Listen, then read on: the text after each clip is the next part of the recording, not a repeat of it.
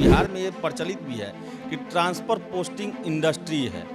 पटना में एक बहुत बड़ा दलालों का गैंग बैठता है जो कि विभिन्न विभागों में तबादला का ही काम कराता है और बदले में वो कमीशन लेता है। बिहार का ये कितना बड़ा दुर्भाग्य है कि बाढ़ आता है, कमाई होती है इनकी, कोविड आया, दुनिया में तहलका मच गया, लेकिन बिहार के अफसर कमाई में लगे रहे। करोड़ों करोड़ कमा लिए कोविड में। कि 100 में से 99 बेईमान, फिर भी मेरा भारत महान। तो 100 के 100 चोर हैं और जो पकड़ा गया उसको एक पकड़ा गया, 99 उसको चिल्लाते हैं कि तुम चोर हो।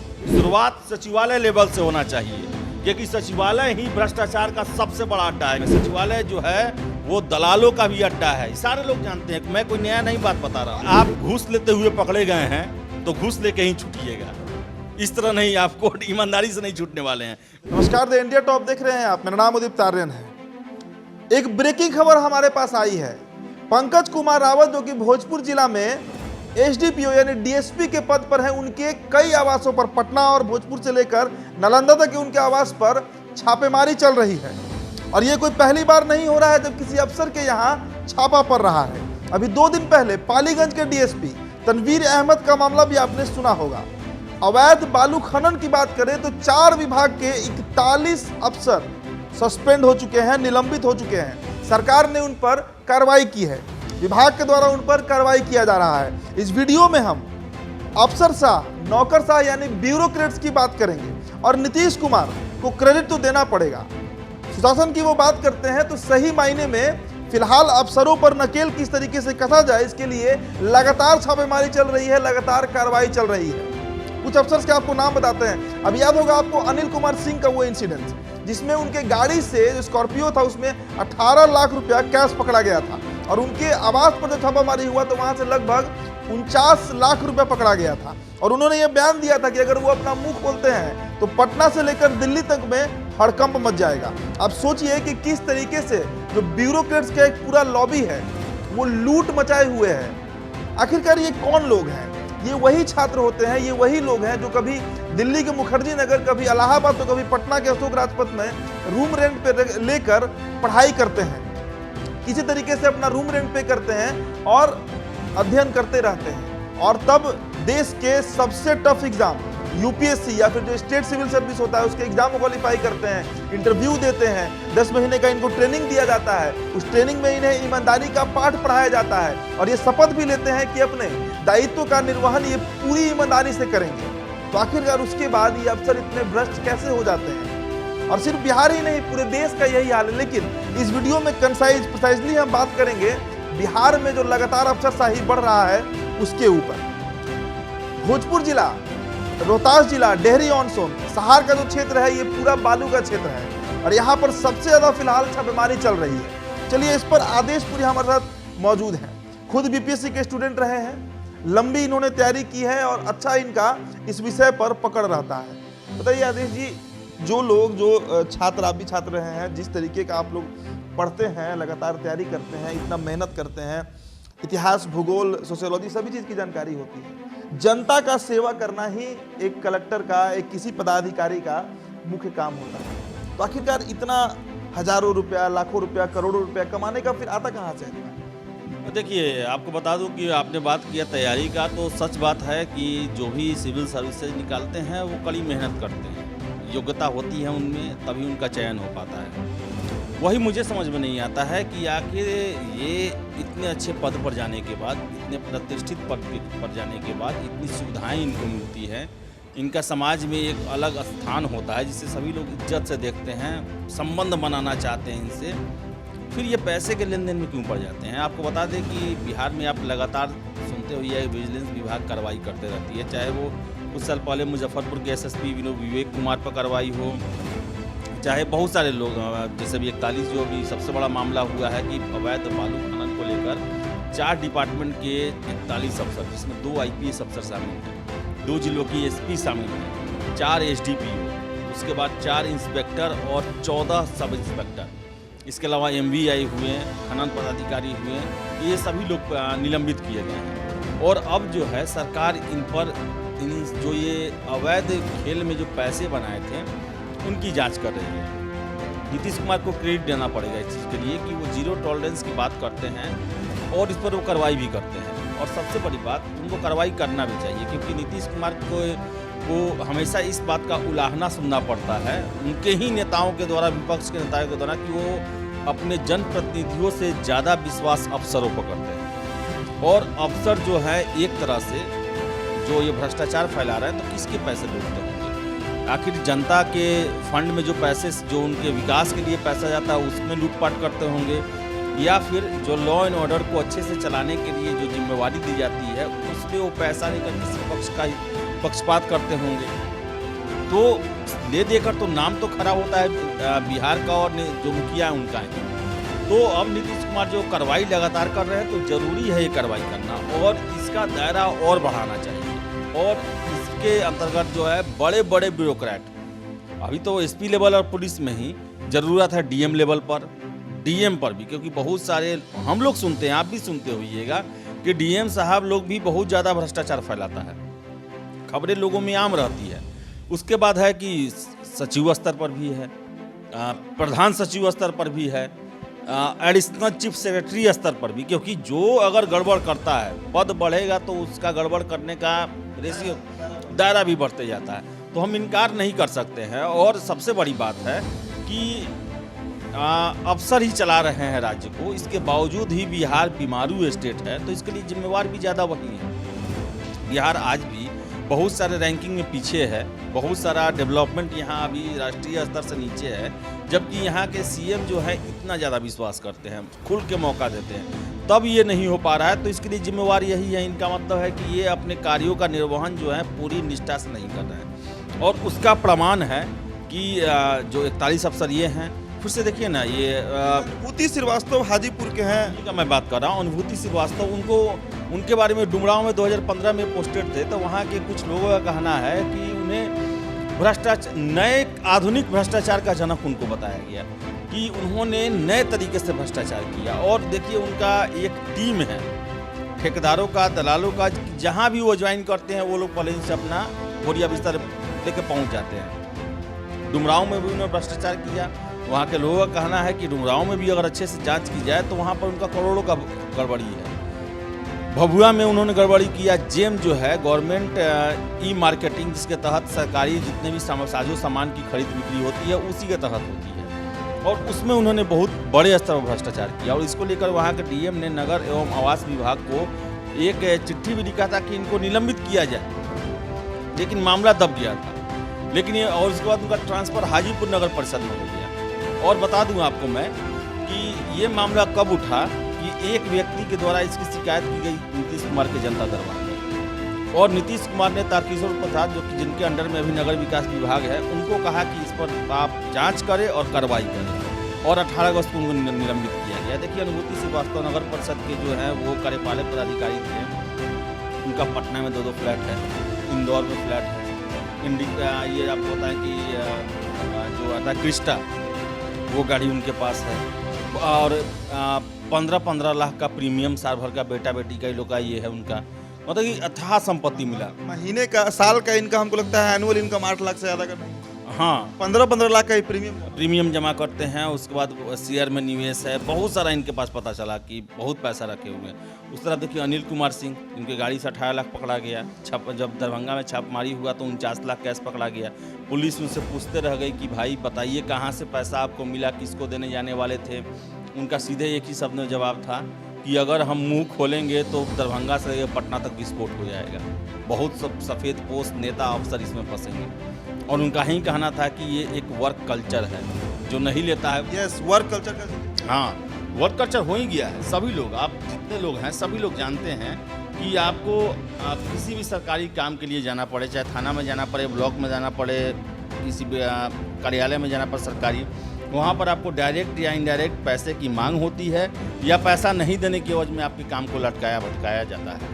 ब्लॉक का आपने जिक्र किया है, एक पेपर कटिंग आपको दिखाते हैं। प्रभात खबर में 3 तारीख यानी कल की डेट में ये खबर छपी थी, फ्रंट पेज पे खबर थी कि अवैध कमाई में मुखिया और पंचायत सचिव सबसे आगे। और उसके नीचे देखिए रेड कॉलम में लिखा हुआ है कि दूसरे नंबर पर शिक्षा से जुड़े अधिकारी और कर्मचारी। यानी विभाग स्पेसिफिक नहीं है, कोई भी विभाग हो, चाहे गृह विभाग हो, शिक्षा विभाग हो, पर्यावरण खनन हो, कोई विभाग हो, सभी में करप्शन है। अब बताइए, शिक्षा विभाग जो है ये पूरे बिहार में दूसरे नंबर पर है सबसे करप्ट विभाग के तरह रूप में। मतलब जो जितने अधिकारी हैं सब करप्ट होंगे वहाँ। शिक्षा विभाग के बारे में तो मैं लगातार पिछले साल से ही शिक्षकों का आंदोलन से लेकर उनके मामले को उठाते रहता हूँ, और शिक्षक जो आके बताते हैं कि किस तरह से वहाँ भ्रष्टाचार चलता है कि उनको अटेंडेंस के लिए, एमडीएम के लिए बहुत सारे जितना उसमें डिपार्टमेंट, जितने डीपीओ जितना भी बनाया गया है ना,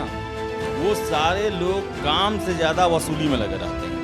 मतलब कि ये डिपार्टमेंट और नौकरी को जो है सेवा नहीं बल्कि अपनी सेवा का मौका समझते हैं कि हमको अपनी संपत्ति बनानी है और ज़्यादा से ज़्यादा उगाही करनी है। और ऐसा नहीं है कि सभी लोग, देखिए सबका ये ऐसा भ्रष्टाचार है ना कि एक का हाथ दूसरे के पॉकेट में। ऐसा नहीं है कि आप भी बचे हुए हैं, आपसे भी कोई निकाल रहा है। मुझे तो कितनी अफसरों से बात होती है, उन्हें वो लोग कहते हैं कि अगर पैसा नहीं लेंगे तो पोस्टिंग कैसे होगा, पैसा दे के पोस्टिंग करवाते हैं। तो जो सचिव बैठे हुए हैं, चीफ सेक्रेटरी हुए, प्रधान सचिव हुए, मुख्य सचिव हुए, वो लोग भी जिम्मेदार हैं। ट्रांसफर पोस्टिंग वही लोग करवा। आरोप तो लगता है आरजेडी के द्वारा हमेशा आरोप लगाया जाता है, और बिहार में ये प्रचलित भी है कि ट्रांसफर पोस्टिंग इंडस्ट्री है। पटना में एक बहुत बड़ा दलालों का गैंग बैठता है जो कि विभिन्न विभागों में तबादला का ही काम कराता है और बदले में वो कमीशन लेता है। और तबादला जो है बहुत बड़ा खेल है। आप देखिए ना, मदन सहनी का ही जो प्रकरण हुआ था, क्यों नाराज हो गए थे वो, क्योंकि उनके मनचाहे अफसरों का पोस्टिंग नहीं हुआ था। और ये भी खबरें मिली कि मनचाहा कोई नहीं होता है, जो पैसा देता है उसका पोस्टिंग नहीं होता है, वही मनचाहा होता है। ऐसा नहीं है कि उनकी कार्य योग्यता के बल पर उनको ट्रांसफ़र दिया जाता है, वो देखा जाता है। और सबसे बड़ी बात कि आप देखिए कि ट्रांसफ़र पोस्टिंग एक सेंट्रलाइज डिपार्टमेंट का वर्क है, और उसमें जो है कि आपकी कार्य योग्यता, आपका ईमानदारी, सब कुछ देखा जाना चाहिए।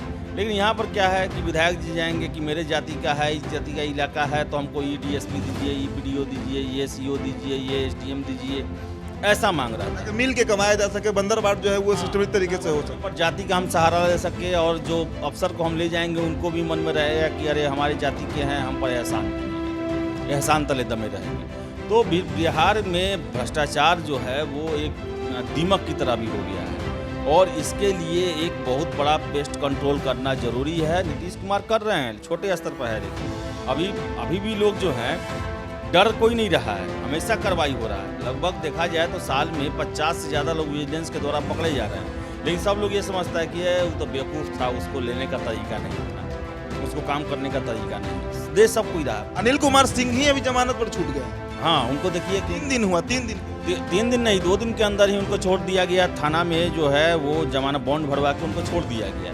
जबकि ये अब छोड़ दिया गया तो उनका जितना भी अवैध जो भी चीज़ होगा उसको वारा न्यारा करेंगे वो। तो ज़रूरत है बिहार। सवाल ये उठता है अभी कि आखिरकार 18 लाख कैश तो पकड़ाया था, वो तो अकाउंट का पैसा नहीं था, कैश पकड़ाया था। 49 लाख रुपये उनके घर दरभंगा वाले आवास से पकड़ाया था। तो अब आखिरकार बॉन्ड भरवा कर छोड़ना, आपको नहीं लगता है कि इसमें कहीं ना कहीं सरकार की भी अब मिली भगत होगी? देखिए, जब ऐसा नहीं है, कितना बार कार्रवाई कमीशन न मिलने के कारण भी होता है। आपको बता दें कि ऐसा नेक्सस बना हुआ है, कितने के द्वारा मैं सुनता हूँ कि हम पर इसलिए कार्रवाई हो गया क्योंकि हम कमीशन नहीं पहुँचाए, वो रेट बढ़ाते रहे, हम नहीं उतना रहे जो रेट पर तय हुआ था। देखिए, आपको बता दें कि बिहार में ट्रांसफ़र पोस्टिंग और जितने लगभग पद हैं, वहाँ पर ईमानदार और निष्ठावान लोगों का कार्य करना मुश्किल हो गया है।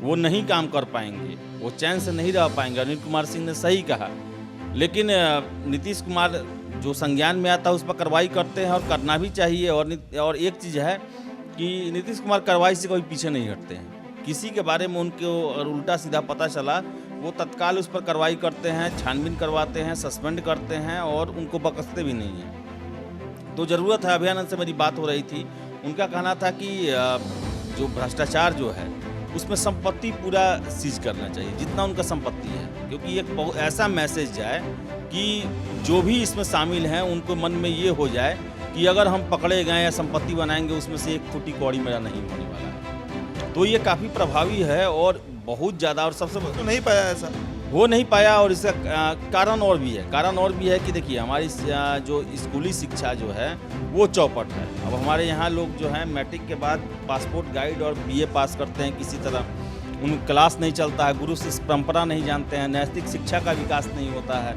जो एग्जामिनेशन बोर्ड है उनका भी जो रवैया, मनमानी रवैया होता है। तो एक पहले ही से सरकारी विभाग को लेकर मन में गुस्सा रहता है और लोगों के मन में बन गया है कि सरकारी डिपार्टमेंट वैसा डिपार्टमेंट है, काम करो या ना करो कमाई होता है, नौकरी से नहीं निकालता है। तो सबसे पहले ये लोगों के कॉन्सेप्ट को बदलना पड़ेगा। ये जो एक भ्रम जो लोग फैलाए हुए हैं अपने दिमाग में कि सरकारी नौकरी लग गया कुछ भी करो नौकरी से नहीं हटाएगा, वो चीज़ हटाना पड़ेगा। आप नौकरी के लिए आए हैं और ये भी आपको याद रखना है कि अगर आप गलत कीजिएगा हटिएगा तो आपके पीछे हज़ारों लोग तैयार हैं आपके लिए काम करने के लिए, आपकी जगह पर, और ईमानदारी से भी काम करने के लिए। तो ये चीज़ ख़त्म करना होगा। लोग बपौती समझ लेते हैं कि भ्रष्टाचार जो है मेरा बपौती है, हम इस पद पर आए हैं तो हमको इतना लेना ही चाहिए। लोग का भी देखिए, लोग का भी सोच कितना ये खराब है, मैं इसको खराब ही कहूँगा कि आप भी सुनते हुए है कि फलना डिपार्टमेंट में है बड़ी कमाई है, बड़ा बढ़िया पोस्ट है, इतना महीना कमाई है। ये बिहार में आप इसे व्यंग कहिए, आप इसे सरकाज़्म कहिए, आप इसे बिहार का दुर्भाग्य कहिए, यहाँ पर घूस को ऊपरी कमाई कहा जाता है। ऊपरी कमाई मतलब लगता है प्रिविलेज है। जैसे अगर कोई अपनी लड़की के लिए दामाद खोज रहा है, वो सरकारी अफसर है, तो वो ये नहीं कहता है कि वो घूस ले रहा है, वो कहता है कि इतना ऊपरी कमाई मेरे दामाद जी करते हैं। शान से बोला जाता है और लोग भी कहते हैं कि अरे वाह उसमें तो ऊपर इतना कि महीना में कोई हाथ नहीं लगाना पड़ता, इतना ऊपरी कमाई होता है। और देखिए पहले जिस दिन वो पकड़े जाते हैं वही लोग बोलते हैं कि देखो ना चोर रहे, कमाई तो चोर की पैसा खरीदते हैं। तो पहले देखिए पकड़ाने से पहले बड़ा शान का काम है, अब पकड़ाते ही आप चोर घोषित हो जाते हैं। और ये भी देखिए कि मैं तो कितने लोगों को जानता हूं जिन पर छोटा मोटा आरोप लगा और सरकार के द्वारा, वो भ्रष्टाचारी भी उनको हम नहीं कहेंगे, उन गलती से भी फंसे। अब वो जो अपना काम कराने के लिए सचिवालय और डिपार्टमेंट में जाते हैं, वहाँ का कर्मचारी उनसे बोलता है कि आप ही ना पैसा लेने में पकड़ाए थे, और उनका ही कागज बढ़ाने के लिए वो 500,000 रुपया लेता है। घर में देखिए ये तो बेवकूफ़ बनाने वाला, आप समझिए कितना बेवकूफ़ यहाँ का लोग है कि आप उस पर कमेंट कर रहे हैं कि तुम ही ना भाई 500,000 रुपया लेने में पकड़ाए थे, और उसी का कागज़ ऊपर बढ़ाना है तो 500 रुपया 1000 रुपया बिना लिए नहीं बढ़ाएंगे। वो हम कितने लोगों को जानते हैं जिनका कहना है कि हम भ्रष्टाचार के आरोप में पकड़े गए, और जब हम उसी का पैरवी के लिए उसी का कागज़ निकालने जाते हैं तो उसी डिपार्टमेंट के कर्मचारी क्लर्क के द्वारा 500,000 रुपया मांगा जाता है, और नहीं देने पर कागज़ के लिए लटकाया जाता है, या फिर कागज़ जमा करने भी जाते हैं तो उसको भी सही टेबल पर पहुँच जाए उसके लिए पैसा देना पड़ता है। क्या ये भ्रष्टाचार का ये है? ये तो एकदम है कि आप पकड़े गए तो चोर, नहीं तो वो तो बड़ा बात हो गया वही कि 100 में से 99 बेईमान फिर भी मेरा भारत महान, और 100 के 100 चोर हैं, और जो पकड़ा गया उसको एक पकड़ा गया 99 उसको चिल्लाते हैं कि तुम चोर हो, लेकिन सारे चोर ही हैं। तो ये कॉन्सेप्ट बदलना जरूरी है, ये सोच बदलना जरूरी है, और इसका शुरुआत होगा। एक बार जान लिए भ्रष्टाचार कभी भी टॉप से बॉटम में आता है, ना कि बॉटम से टॉप। यहाँ पर है कि राजस्व कर्मचारी को कोई पकड़ लेगा, ताइद को कोई पकड़ लेगा, कोई चपरासी को पकड़ लेगा, 2000 5000 20 लाख घोषित है, ऐसा नहीं। शुरुआत सचिवालय लेवल से होना चाहिए, क्योंकि सचिवालय ही भ्रष्टाचार का सबसे बड़ा अड्डा है। यहाँ पर एक फाइल जो कि एक दिन में क्लियर होना चाहिए, एक साल लटकाया जाता है पैसे के लिए। मैं आपको बता दूं कि ज्वाइनिंग जो होता है, मुझे वो भी समय याद है कि बिहार प्रशासनिक सेवा के अफसरों के ज्वाइनिंग के लिए एक अफसर से 10-10 हज़ार रुपया लिया गया है, नहीं तो उनका फाइल 3-3 महीने 4-4 महीने लटकाया गया है। और समझिए कि 100 से अधिक अफसर हैं, सब 10-10 हज़ार रुपया वो भी दे देते हैं, इसलिए दे देते हैं कि अगर 10 हज़ार रुपया नहीं दिए, उनका सैलरी ट्रेनिंग का 30 हज़ार रुपया है, और 4 महीने फाइल अटक गया तो 1 लाख का तो घाटा उनको है, तो 10 हज़ार दे के अपना आगे निकाल लो।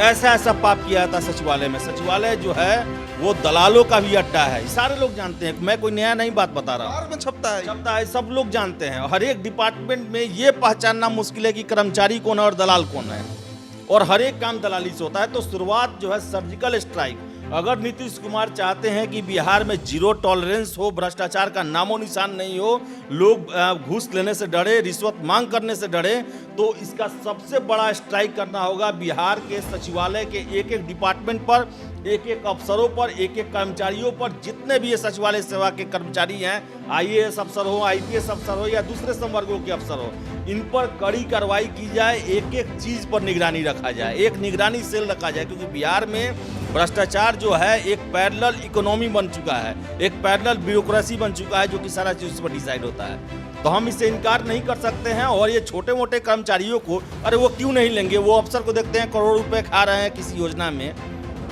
तो क्या उनका मन नहीं करेगा 10 हज़ार? वो तो कम पढ़े लिखे भी रहते हैं, उनका बुद्धि कम रहता है, उनको ज़्यादा लोग ऑफर करते हैं, तो वो 1000-2000 क्यों नहीं लेंगे जब देख रहे हैं कि उनके बक्से जो अफसर जो है लाखों लाखों रुपए ले रहा है उसी काम के लिए।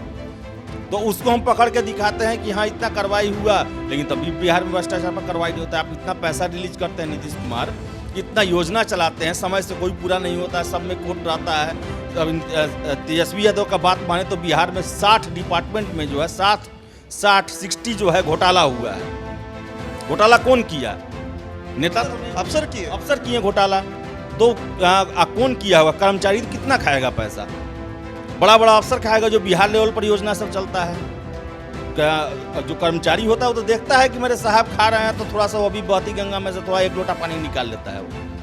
तो जरूरत है कभी भी भ्रष्टाचार जो है टॉप से बॉटम आता है तो शुरुआत इसका सचिवालय और जितने विभाग और जितने मंत्रालय हैं वहाँ पर सर्जिकल स्ट्राइक करके तभी हम इसे पार पाएंगे, नहीं तो विजिलेंस विभाग आपका लगा रहेगा, सालों भर पकड़े जाते रहेंगे और भ्रष्टाचार चलते रहेगा। और कहा भी जाता है बिहार में ये आप घूस लेते हुए पकड़े गए हैं तो घूस लेके ही छूटिएगा, इस तरह नहीं, आपको ईमानदारी से नहीं छूटने वाले हैं। बिहार में एकदम कहा जाता है कि अगर आप पैसा लेते हुए पकड़े गए हैं तो आपको पैसा देकर ही उससे निकलना पड़ेगा।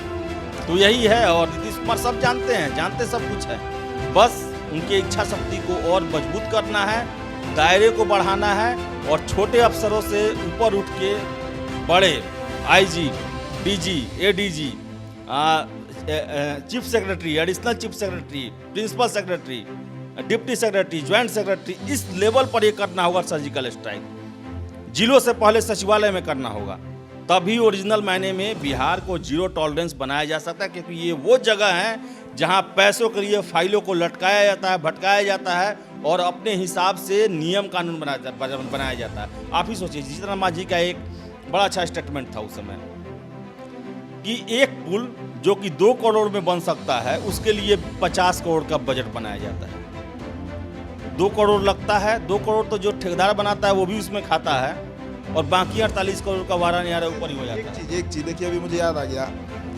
2017-18 से जो बाढ़ तो वैसे बिहार में हमेशा आते रहता है, बाढ़ कोई नया चीज़ नहीं है, लेकिन वाकया याद आया 2017, 18, 19, 20 अब 21 चल रहा है।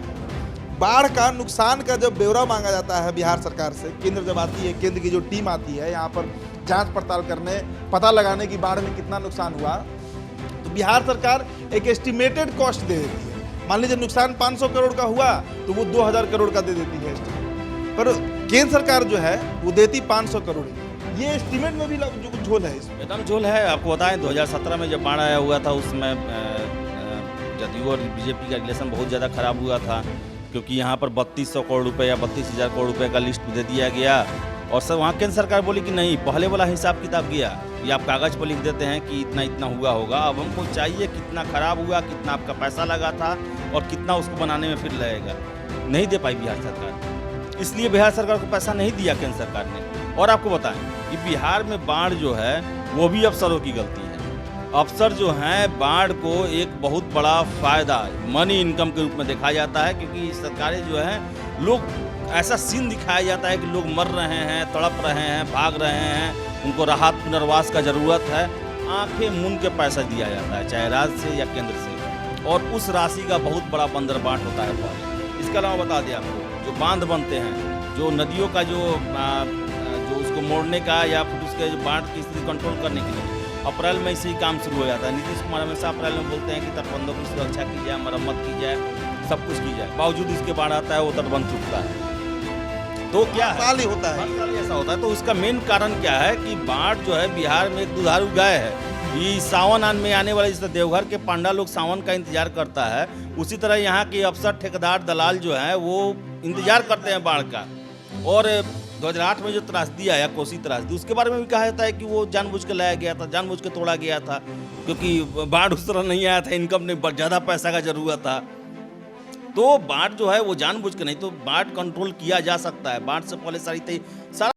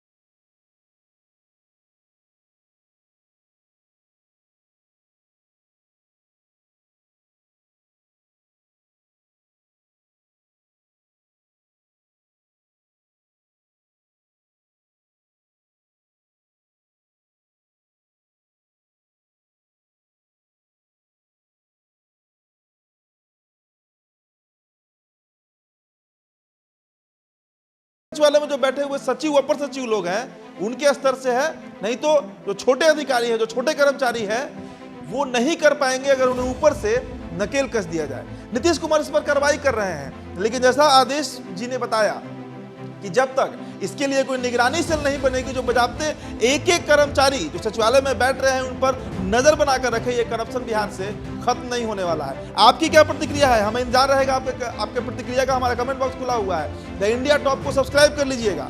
वीडियो अगर हमारे फेसबुक पेज पर देखें तो हमारे पेज को लाइक फॉलो करें, इस वीडियो को शेयर कर दीजिएगा और खबरों को विस्तार से पढ़ने के लिए द indiatop.com पर आप जा सकते हैं। धन्यवाद।